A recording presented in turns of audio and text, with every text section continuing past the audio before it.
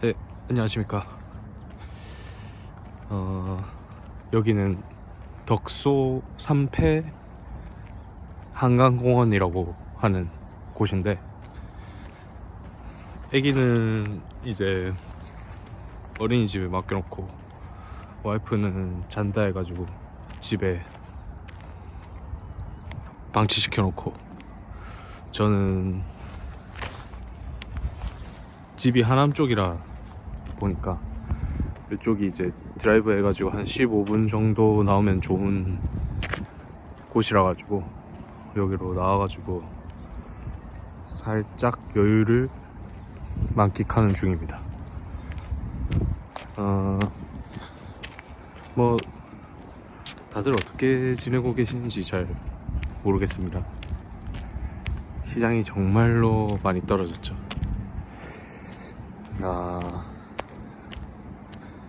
진짜 제 계좌가 물론 이제 세배 레버리지에 들어가 있어서 더 그럴 것 같긴 하지만, 뭐 거의 35%에서 40%까지 마이너스가 찍히고 있는 상황인데, 이런 경우가 흔치가 않습니다. 근데 이렇게 되고 있다는 것 자체가 시장에 굉장히 우려감이 큰 상황이다, 그렇게 해석을 할 수 있을 것 같고,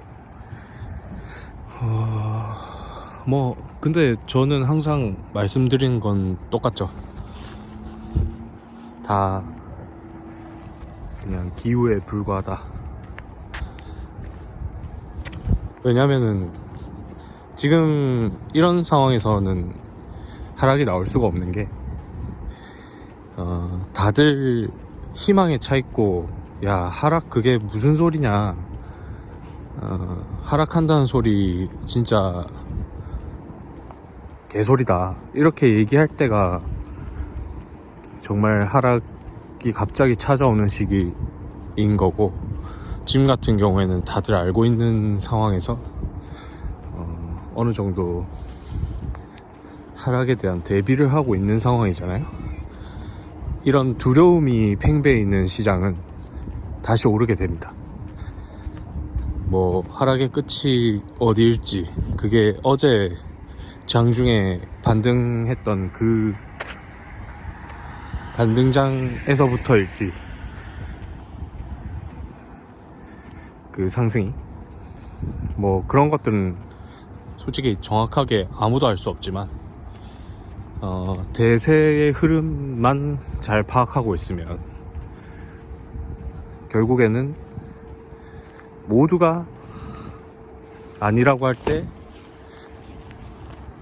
보통은 그렇게 되고, 모두가 그렇다고 할 때 아닌 게 되는, 항상 소수의 의견이 결국에는 맞게 되는 그런 아이러니한 곳이 이제 시장이더라고요. 그래서 뭐 너무 염려하지 마시고, 이렇게 좀 여유로운 마음으로 내가 투자를 하고 있는 대상이, 내 돈이 묶여 있는 곳들이 다 정상적으로 돌아가고 있는 곳들인지, 그런 것들을 잘 체크를 하고, 그런 게 이상이 없다면 오히려 저가 매수를 적극적으로 해야 될 때다. 물론 이제 저 같은 경우도 휴직을 하고 있는 상황이기도 하고, 뭐 돈이 워낙 많이 이미 들어가 있기 때문에 그냥 하락을 통째로 마주해야 되는 상황일 수밖에 없는데, 그럴 때일수록 이제 조금씩 돈을 더 매수를 하는 그 포인트들이 되게 중요하더라고요. 그래서 그런 부분들을 항상 마인드 컨트롤 하시면서, 하락장은 뭐 제가 뭐 그래도 항상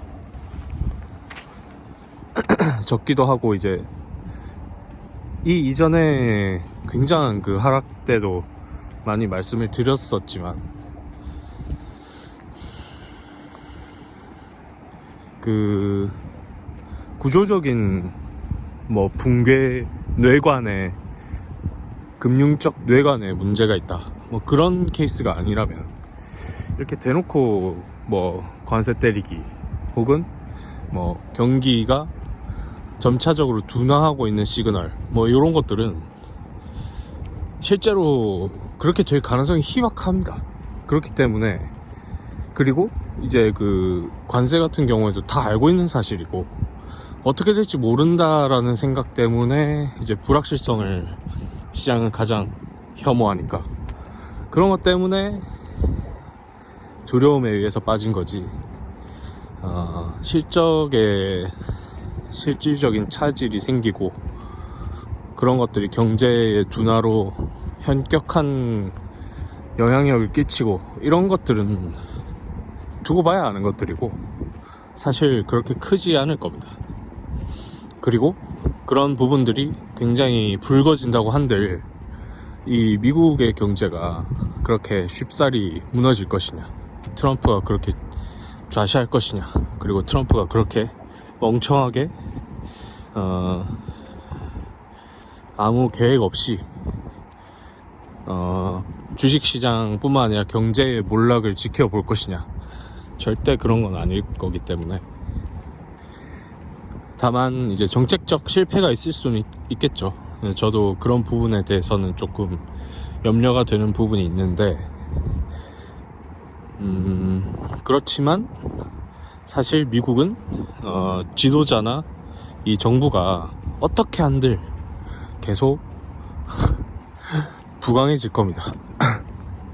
정치적 리스크는 바이든 때도 더 심했었고, 바이든은 심지어 치매까지 있었던 대통령인데도 S&P 500 지수라든지 뭐 여러가지 나스닥이나 AI 혁명이나 이런 부분들이 다 그 임기 때 있어 왔죠. 그렇기 때문에 그런 부분을 염려하기보다는 실제로 우리가 어떤 상황에 놓여져 있고 어떻게 생각해야 되는가, 뭐 그런 것들이 더 중요한 것 같습니다.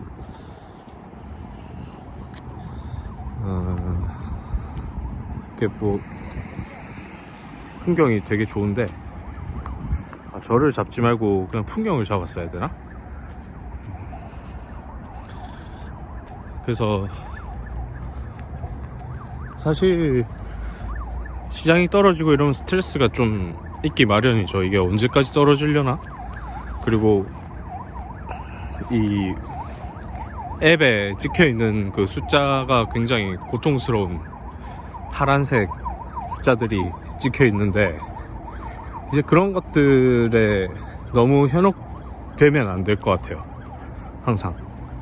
왜냐면 실제로 모든 투자자들의 공통적으로 통계를 보면 보유기간 대비 실제 수익이 나는 기간은 전체 보유기간의 30%가 채 안 됩니다. 그렇기 때문에 그 중간에 매도를 해서 실제로 수익이 날 수 있는 구간을 놓치는 것이 가장 뼈아픈 실책이라고 볼 수 있기 때문에, 기본적으로 그 말은 내가 주식을 산다 그러면 거의 내가 실제 수익이 날 때까지 들고 있어야 되는 시간은 마이너스가 거의 대부분이다, 거의 8할이다, 이 정도로 생각을 하고 있어야 그게 이제 내 신상에 좋다, 그런 말씀을 드리고 싶고,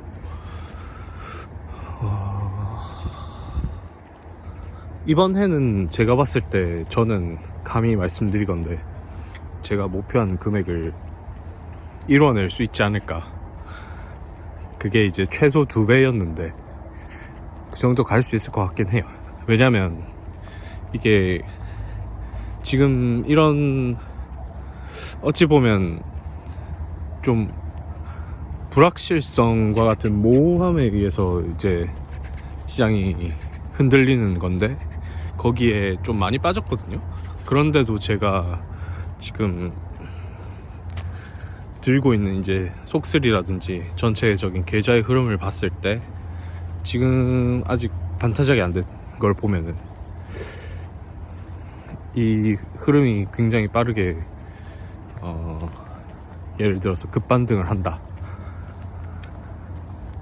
그러면은 이후에 갈 수 있는 룸이 그만큼 더 크다. 그래서 매를 먼저 맞고 이후에 쭉쭉 갈 수 있다라는 큰 그림을 그려본다면 오히려 더 좋은 기회가 될 수 있지 않을까. 그래서 조금씩이라도 더 중간중간에 너무 조급해하지 말고 이제 사모을 생각을 하고 있습니다. 그래서 뭐 당연히 아이온큐도, 저는 아이온큐도 2배 레버리지 나오자마자 샀고 이번에 또 꽤나 많이 떨어졌던데 또 꾸준히 아직 휴직이라 하더라도 봉급이 들어오기 때문에 그렇게 조금씩 몇백만 원이라도 좀 사가지고 짭짤한 수익으로 계속 유지해 나갈 수 있게끔 노력을 할 예정입니다. 다들